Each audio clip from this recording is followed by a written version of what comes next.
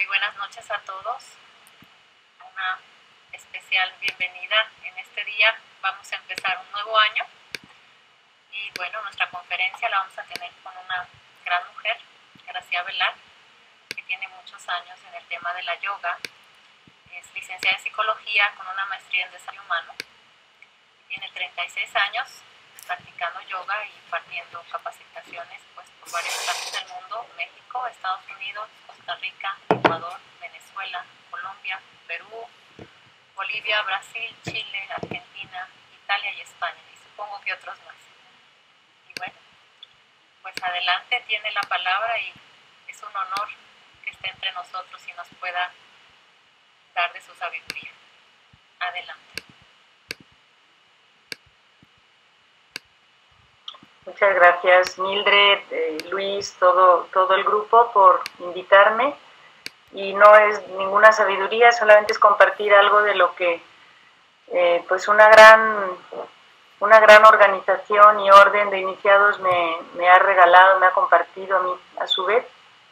Y es transmitir algo de lo que para mí ha sido muy valioso, y si a ustedes les puede servir, pues algo que tomen de aquí que les pueda servir para su presente, pues ojalá, porque en realidad además esto no es absolutamente mío, esto es una óptica solo o algo que para mí tiene significado y por eso me nace compartirlo. Realmente si no tuviera un significado no me interesaría compartir algo, sería como hablar y hablar, ¿verdad? Pero para mí tiene mucho sentido pues toda esa alta tecnología del yoga que hoy la tenemos a la mano, y también desde qué matiz abordar el yoga, ¿verdad? Entonces, no sé si abren los trabajos, pero simplemente pues me nace en este momento conectar con los maestros iniciados que han recorrido este camino del yoga y son los que inspiran esta línea de trabajo para muchos de nosotros. Así es que empezamos con un saludo que es de los esenios, que también eran yogis porque trabajaban por esa conciencia de la unidad. Así que Pax, muchas gracias por su presencia. Bien, pues el yoga es tan amplio, vamos a abordar simplemente uno de las matices, es como un diamante con muchísimos aspectos que estudiar y sobre todo que experimentar. Adelante, Luis, por favor.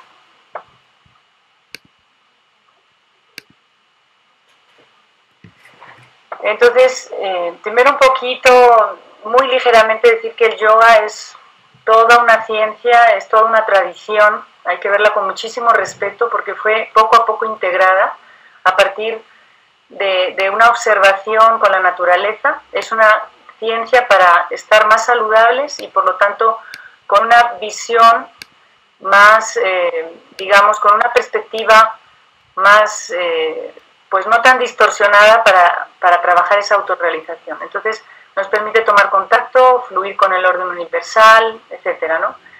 Es algo muy hermoso que nace de la observación, eso no lo podemos perder, de la observación adentro y afuera de nosotros, del macro y del micro. Y bueno, busca esto que ya muchos conocemos, que es esa unión consciente. La unión existe, la unión, mejor dicho, es, pero a la hora de la manifestación del uno, nosotros perdemos muchas veces contacto. Los demás reinos, el reino mineral, vegetal, están en contacto con esa unidad y es un contacto inconsciente, ¿verdad? Nosotros somos los primeros que empezamos a despertar, a decir que es todo esto, y entonces, bueno, pues lo más valioso del yoga quizá para mí, además de toda su filosofía, es que nos da muchísimas, o sea, nos recuerda tantas herramientas que están disponibles para nosotros. El cómo ir trabajando esa autorrealización. Adelante, por favor.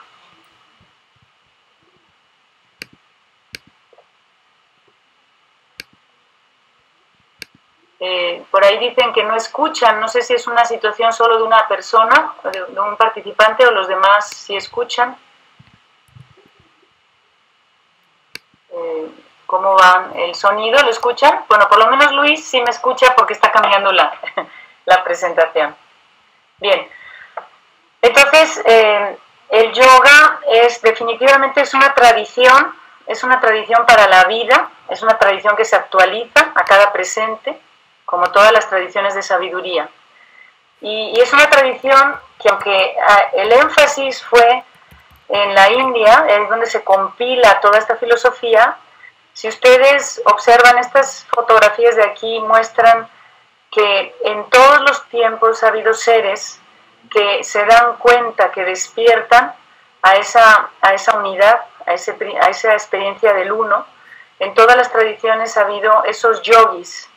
Y esto es muy importante, que no la limitemos a una zona geográfica, a una práctica de ciertas posturas, porque el yoga es absolutamente todo. Es una práctica en cada momento de una actitud en la que uno se dispone, ¿verdad? Entonces, pasamos a la siguiente, por favor. Antes de abordar así lo concreto del tema de hoy, a mí me gustaría que nos diéramos un paseíto por el proceso evolutivo de miles de años. Todo ese proceso evolutivo implica un espíritu que está en constante acción, en constante desenvolvimiento, en constante revelación de sí mismo. Y todas esas expresiones, manifestaciones, formas que aparecen y desaparecen son estados de conciencia. Este proceso evolutivo se da en el norte, en el sur, el este, el oeste, aquí, en otras tierras que no conocemos, en lo más chiquitito, en lo más grande que podemos abordar, ¿no? Pasamos, por favor, a la siguiente.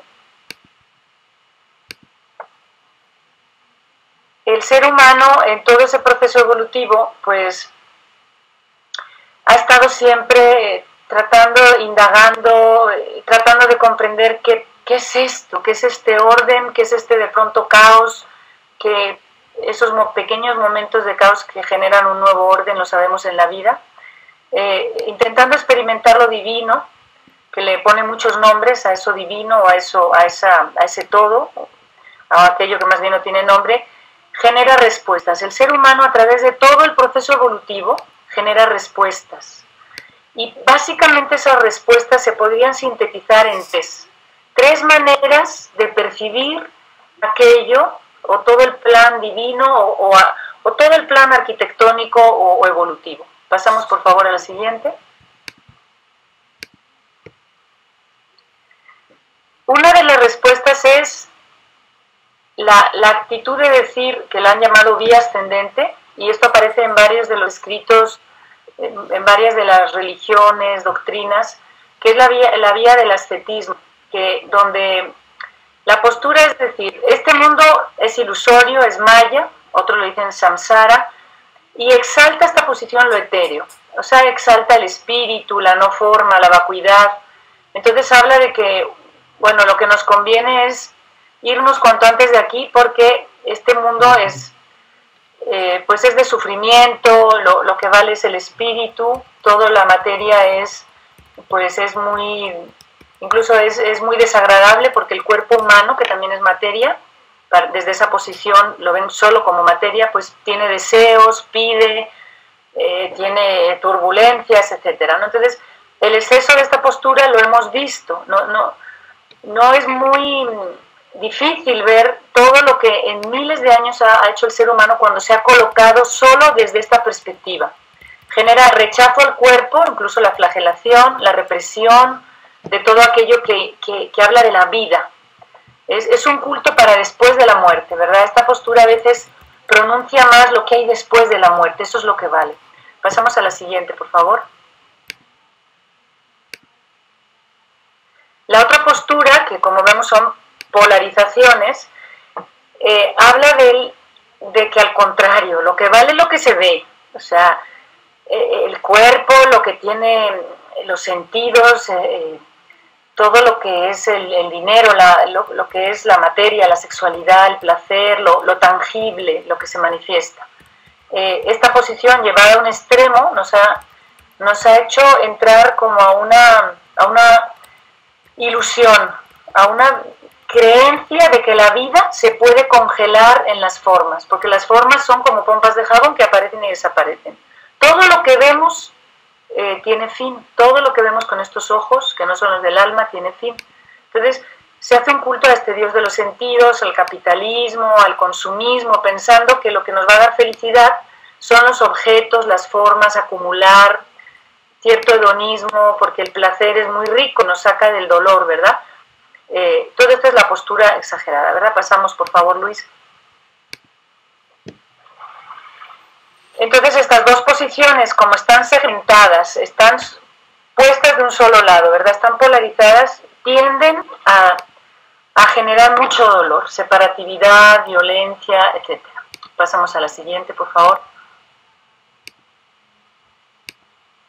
Y hay una tercera posición que tiene un común denominador en todas las tradiciones sagradas. Estas tradiciones después han evolucionado, o sea, se han dirigido a ser religiones, pero en un origen empezaron como tradiciones de sabiduría. ¿Por qué? Porque alguien de los que empieza a compartir con esos grupos humanos y se empieza a generar esa tradición, ha vivido esa experiencia directa, vívida, real, no está elucubrando, ¿verdad? La experiencia de la unidad. Y el común denominador prácticamente es el camino del justo medio. Es decir, la integración de esas dos posturas anteriores. Sí, el espíritu, la esencia, pero esa esencia es presente en cada forma. Es más, sin esa forma, esa esencia no se puede conocer a sí misma. Entonces es una visión integrativa que no se queda en ninguna de las dos. Pasamos a la siguiente, por favor.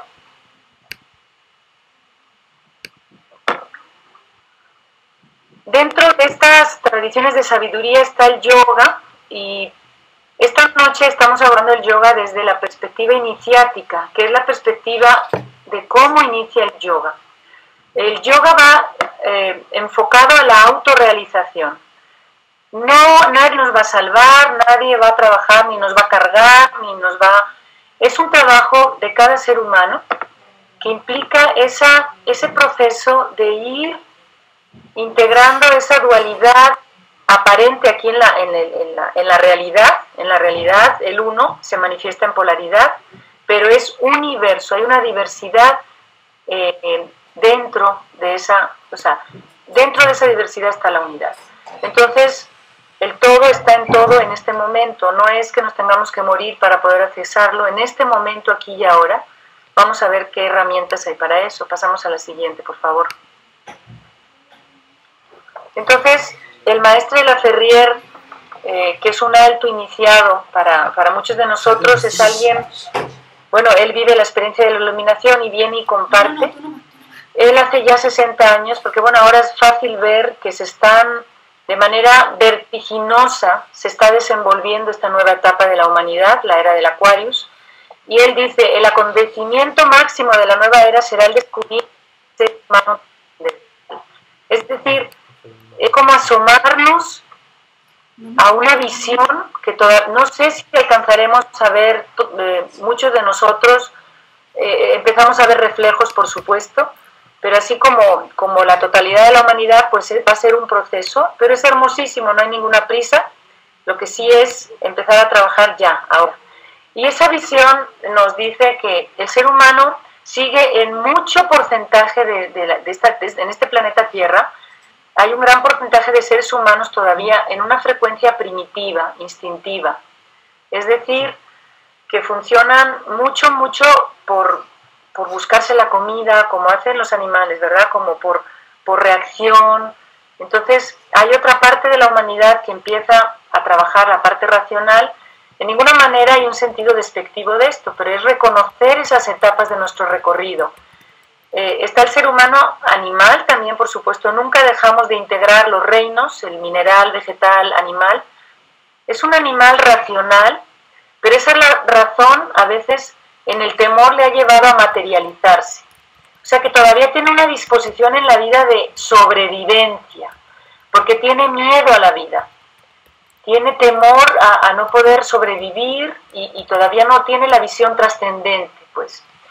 Y está la parte del ser humano que empieza a tener microexperiencias de ser, o el ser humano que alcanza la experiencia de ser que hay una gama muy grande entre ellos, ¿verdad? Pasamos a la siguiente, por favor. Preguntar hacia el aquello o lo que no tiene nombre o la experiencia de ser, ¿verdad? Pasamos a la siguiente, por favor. Esto es una pequeña síntesis del proceso evolutivo, del yo al nosotros, al aquello.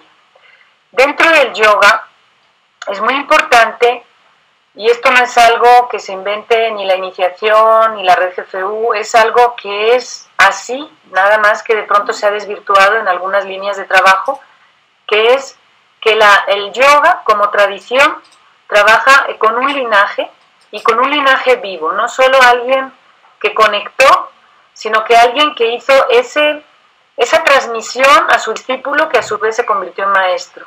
Esto es súper importante porque el yoga implica enchufarse a un alto voltaje. Implica para mí la subida al Everest. Y la subida al Everest, nadie consciente subiría al Everest sin un guía de montaña. Pasamos a la siguiente, por favor.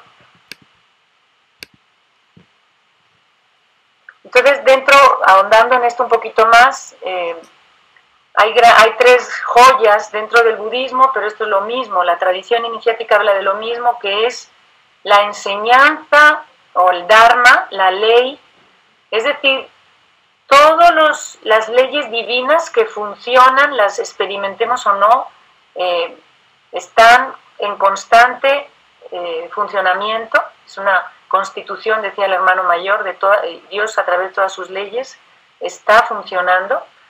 La Shanga es la comunidad, que es muy importante cuando se conectan tradiciones igual que de alta sabiduría, trabajar de manera colegiada, trabajar compartiendo, porque entre todos siempre salimos más arriba y adelante. Una sola persona no alcanza a asomarse.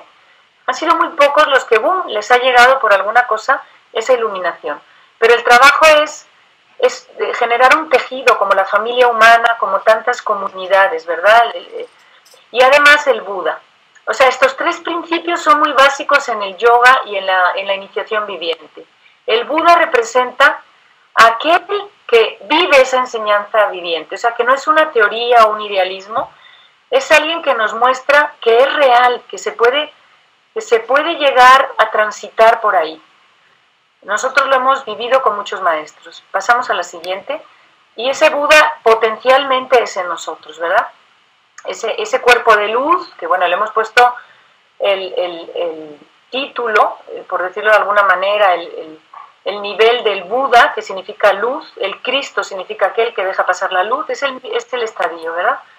Entonces, en esta comprensión, cuando empezamos a abordar el yoga, y siempre lo voy a equiparar con la iniciación, siempre, porque es una tradición que se apoya una en la otra. Cuando nosotros entramos a esto, necesitamos entrar en una actitud de aprendices, de discípulos. Y no por 3 meses de yoga, como está pasando actualmente. Alguien va a la India, toma un curso en 3 meses y regresa aquí a Occidente como maestro. Yo les digo porque he vivido esa experiencia de ir a un curso, que alguien diga esto, yo estuve allá 3 meses y ya soy maestro.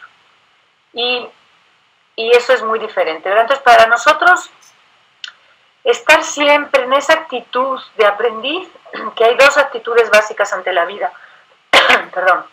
La actitud de aprendiz, decía Einstein, aquel que no aprende, que no se asombra en cada instante con la vida, entonces está muerto en vida. Más o menos lo decía así. Él decía, la vida no puede dejar de asombrarnos, ¿verdad? Entonces nosotros, si tomamos una actitud de aprendiz, abandonamos en automático la actitud de víctimas, porque son básicamente 2 posturas. Estoy aquí sufriendo, atarantado, o estoy aquí sacando luz, aunque sea del dolor, aunque sea del amargo, aunque sea del gozo, voy sacando luz. Pasamos a la siguiente, por favor. Entonces, cuando estoy en una actitud de discípulo, de aprendiz, empiezo a prepararme en muchos sentidos. Es como un proceso de depuración, es un proceso como de ir quitando nubes, visiones falsas de la vida y de nosotros mismos, que me permiten en algún momento reconocer un maestro vivo, que es de las experiencias más trascendentes en una vida. Encontrar un ser que ha podido vislumbrar algo más de lo humano. Lo humano tiene una dignidad inequívoca, nadie puede decir que lo humano no tenga un valor y una cosa exquisita, pero hay un quinto reino. Es como si nos dijéramos entre nosotros, no hombre, lo animal, el mundo animal es maravilloso, y claro que es maravilloso el mundo animal, pero además del mundo animal hay algo más, que es el que empieza a decir, ¿qué es todo esto? Decía el maestro Estrada, Dios comienza a descubrirse a través de la forma humana. Es el primer testigo de sí mismo. Esto es algo que nos puede poner la piel de gallina o el corazón inflamado, ¿verdad? De luz, de alegría. Entonces, el maestro vivo lo que va a ayudarnos es a que apuntemos constantemente a la identidad de lo que se es, no de lo que se tiene. Nosotros tenemos constantemente la tendencia a validarnos por lo que tenemos, a validarnos porque tenemos un vínculo con alguien, o a no validarnos porque no tenemos un vínculo, a validarnos porque tenemos una cierta economía o un estatus en estudios. Y entonces el maestro siempre está apuntando a que nuestra verdadera identidad es el ser. Y cuando se nos viene la neblina, el polvo que nos nubla la visión, el maestro siempre está recordándolo. Por eso es muy importante que un maestro esté vivo, no un maestro que ya desencarnó. Pasamos a la siguiente, por favor.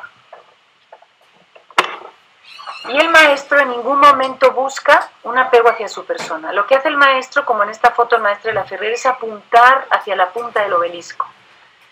Él nos decía así, estudien el camino que les muestro. Es más, él inmediatamente que empieza a ver un apego hacia su persona se retira, no le interesa eso. Ha habido mucho eso en toda la etapa de la humanidad. Y entonces el maestro dice, no es al maestro a quien necesita ver, a su persona, sino el camino que él les muestra. Su enseñanza, no su físico, su personalidad, dice, son las nociones falsas, parciales e inexactas, lo que es necesario suprimir. Pasamos a la siguiente, por favor. Entonces, fíjense la perspectiva que tiene esta línea iniciática, que algunos de ustedes conocen como Red GCU, y además tiene una orden para aquellos que quieren comprometerse un poco más en sí mismos. Tiene dos grandes ejes que a través de toda la humanidad hemos visto, que es el eje vertical, y ahí lo que tenemos son maestros consagrados. Los que están en la vertical está representado por maestros que siguen una línea y que han sido consagrados y han sido reconocidos por su maestro, que han verdaderamente como alguien que ha superado esa etapa y que se ha abierto a lo alto. Y luego está la línea horizontal que representa el discipulado. Nosotros es muy importante que nos ubiquemos en estas dos vectores, en estas dos coordenadas, porque eso nos va a ayudar muchísimo a encontrar el centro. Si no, perdemos perspectiva. Entonces estas coordenadas están representadas en estas dos cruces que hablan de ese camino del justo medio. Pasamos a la siguiente. Nosotros, los que queremos aspirar al yoga, necesitamos reconocer entonces que es un gran camino, que ahora vamos a hablar un poquito de eso, un camino que verdaderamente es de transmutación, que verdaderamente nos va ayudando a despertar poco a poco a la falacia de lo que hemos vivido aquí, nos ayuda a ver verdaderamente la vida, el plan de la vida, ¿no? Poco a poquito. Entonces, este sendero del discipulado implica ser discípulo, implica disciplina, implica el sadhana, la práctica, implica principios y prácticas, que nos va generando una coherencia ordenante hacia un bien pensar, un bien decir, un bien hacer, o sea, orientarnos, porque miren, casi todos venimos desorientados, venimos con lastre, con mucha vamos, una visión de mucho miedo, porque socialmente eso ha sido nuestra transmisión.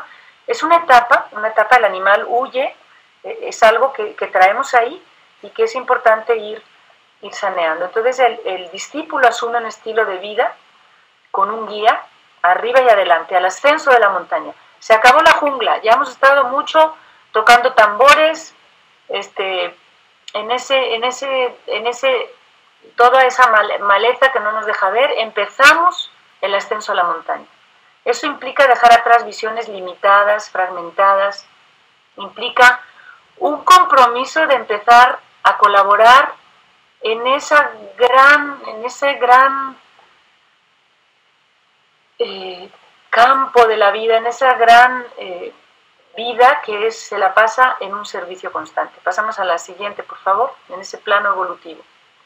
Entonces, el maestro vive una experiencia de iluminación que le ayuda también a ver la distorsión que ha habido con el yoga tan fuerte, y propone el yoguismo, que es la vuelta esencial. El yoga, de pronto, hace ya 60 años, tiene ya un desenvolvimiento en muchas partes, no en todas, en la India, muy distorsionado, como un faquirismo, como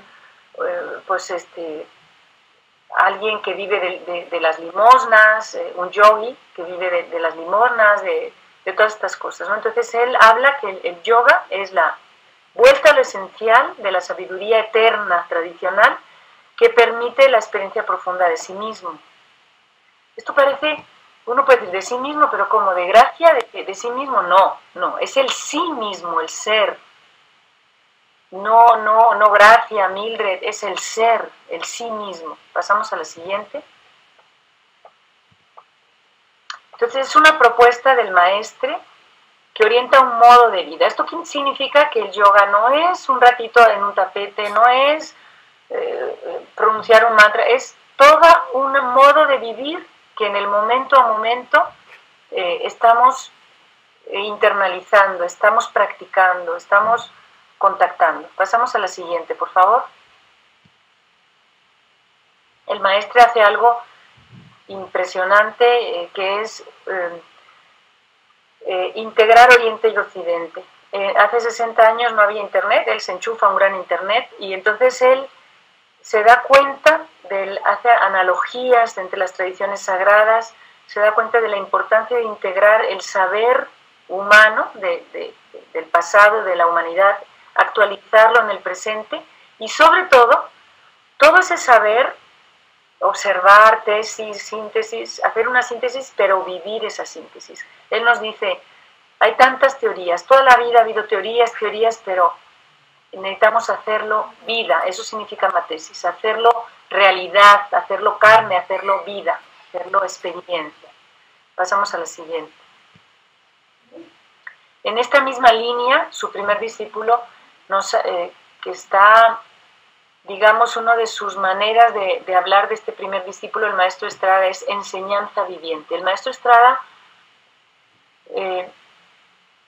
representa esa enseñanza, toda esa visión del maestre hecho vida.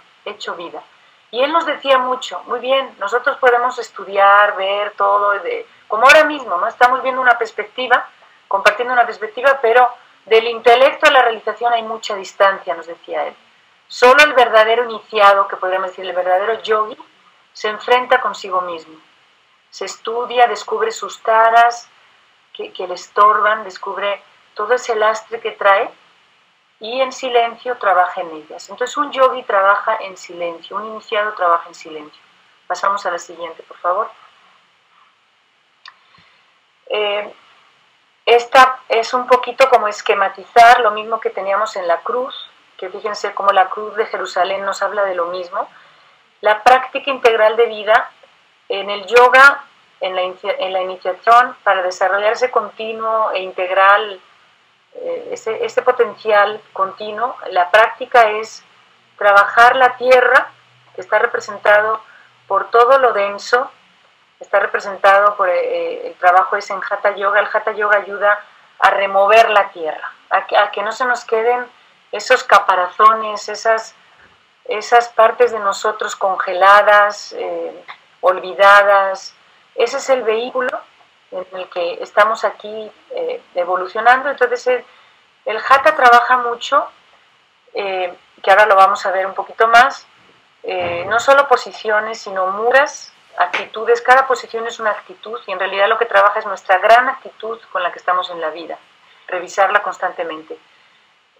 Estamos aquí hablando de los 4 elementos y el Karma Yoga representa el trabajo sobre las emociones, que una de las maneras de trabajar las emociones es movilizar el agua, para que se le quite lo turbio, lo empantanado. Trabajar el agua es poner a circular. Cuando nosotros trabajamos circulando el agua se genera luz, ¿verdad? Digamos que las compañías de electricidad trabajan también con esto para generar luz. Entonces, cuando nosotros movilizamos todo eso, en vez de quedarnos ahogados, atrapados 40 años en una emoción, generando enfermedades, etcétera, empezamos a actuar, empezamos a compartir, a servir. Básicamente el Karma Yoga habla del servicio. El servicio. Todos nosotros podemos eslabonarnos a ese gran planteamiento de la vida que es servicio. Nosotros en este instante estamos recibiendo servicio de la vida en muchísimas maneras. Ahí hay una gran tarea de nosotros en descubrir cuando nos sintamos en una actitud de queja, de demanda, de empezar a ver cómo ya todo el universo nos sirve. El trabajo mental se le llama Nani Yoga. El yoga tiene muchas